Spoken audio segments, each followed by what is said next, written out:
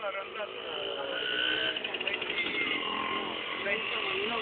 è la commemorazione della strage di Randazzo del 17 giugno 1945 con il movimento indipendentista siciliano e il Fronte Nazionale Siciliano e altre organizzazioni che vengono da tutta la Sicilia. Questo è il nostro tavolo dei libri, delle pubblicazioni indipendentiste. Questo è il libro di Attilio Castrogiovanni. Il libro di Canepa è uscito ma è andato discretamente, a ruba, non abbiamo più neanche copie disponibili, stiamo aspettando una ristampa del libro di Antonio Canepa.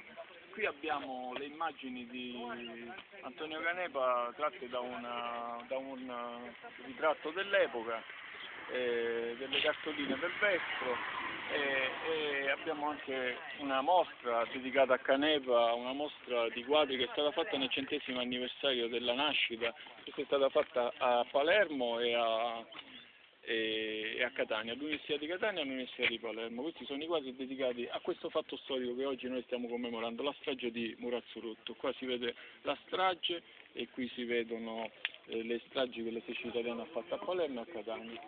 In questa data, come ogni anno, si riuniscono tutti i movimenti indipendentisti dell'isola per ricordare Antonio Canepa e alle 17 ci sarà la manifestazione e stiamo aspettando che arrivino tutti i relatori. Queste sono le bandiere del Fronte Nazionale. Qua siamo in compagnia di Chanot, del nostro presidente dell'FNS e gli altri che sono arrivati dalla Sicilia, li stiamo aspettando, ora siamo in giro per andarsene.